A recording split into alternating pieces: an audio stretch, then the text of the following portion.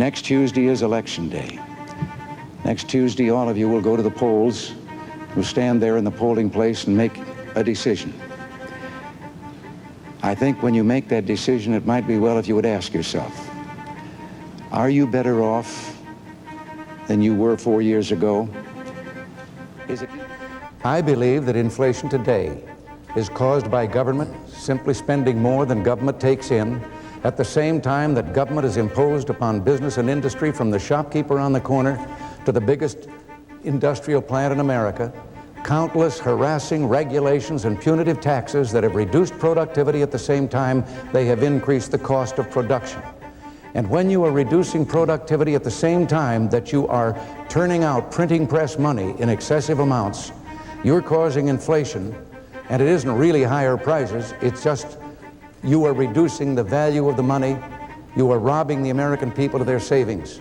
And so the plan that I have proposed, and contrary to what John says, my plan is for a phased-in tax cut over a 3-year period, tax increase in depreciation allowances for business and industry to give them the capital to refurbish plant and equipment, research and development, improved technology, all of which we see our foreign competitors having, and we have the greatest percentage of outmoded industrial plant and equipment of any of the industrial nations.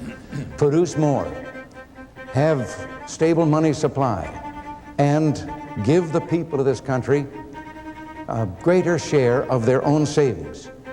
Now, I know that this has been called inflationary by my opponent and by the man who isn't here tonight, but I don't see where it is inflationary to have people keep more of their earnings and spend it, and it isn't inflationary for government to take that money away from them and spend it on the things it wants to spend it on. Mr. President, I want to raise an issue that I think has been lurking out there for 2 or 3 weeks and cast it specifically in national security terms. You already are the oldest president in history, and some of your staff say you were tired after your most recent encounter with Mr. Mondale. I recall yet that President Kennedy had to go for days on end with very little sleep during the Cuba Missile Crisis. Is there any doubt in your mind that you would be able to function in such circumstances? Not at all, Mr. Truitt, and I want you to know that also I will not make age an issue of this campaign. I am not going to exploit for political purposes my opponent's youth and inexperience.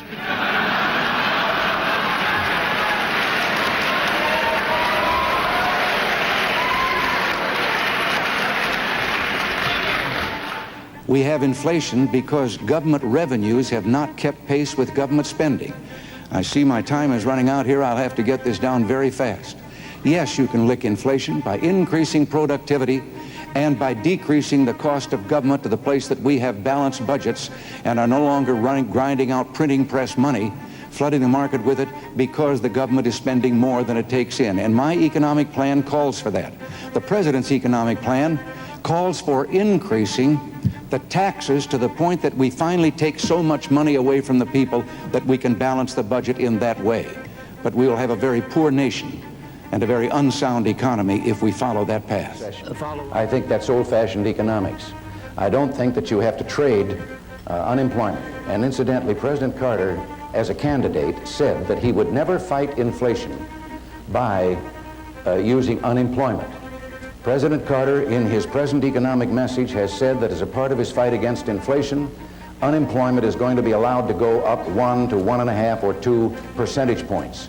Now, this is self-destructive because for every single percentage point that you add to the unemployment rolls, you add $25 to $29 billion to the federal deficit, both in the loss of revenue from those no longer working and in the benefits that go out to them. No, I would do the things that I have talked about with regard to cutting of government, and I can point to some experience in the same situation. When I became governor of California, it was just like the federal government, bankrupt, and with a deficit, an amounting deficit. And I know that some of these things work. I would even go back to an example that happened since I was governor in California, Prop 13.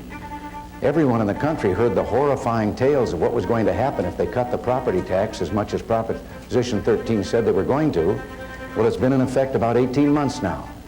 And the result is there are 100,000 fewer public workers. But the private sector in these 18 months has created 532,000 new jobs, and the state of California wound up with a $3 billion surplus. The figures that the president has just used about California is a distortion of the situation there, because while I was governor of California, our spending in California increased less per capita than the spending in Georgia while Mr. Carter was governor of Georgia in the same 4 years. The size of government increased only 1/6 in California of what it increased in proportion to population in Georgia. And the idea that my tax cut proposal is inflationary, I would like to ask the president, why is it inflationary to let the people keep more of their money and spend it the way they'd like, and it isn't inflationary to let him take that money and spend it the way he wants?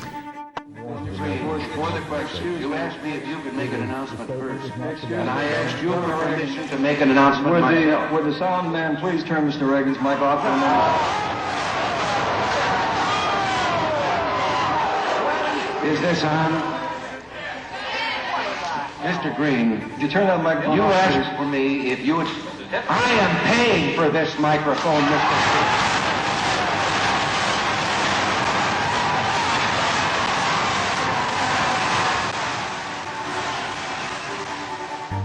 I don't know what the differences might be because I don't know what Mr. Carter's policies are. I do know what he has said about mine. And I'm only here to tell you that I believe with all my heart that our first priority must be world peace, and that use of force is always and only a last resort when everything else has failed, and then only with regard to our national security. Now, I believe also that meeting this mission, this responsibility for preserving the peace, which I believe is a responsibility peculiar to our country, that we cannot shirk our responsibility as the leader of the free world because we're the only one that can do it. And therefore the burden of maintaining the peace falls on us. And to maintain that peace requires strength. America has never gotten in a war because we were too strong.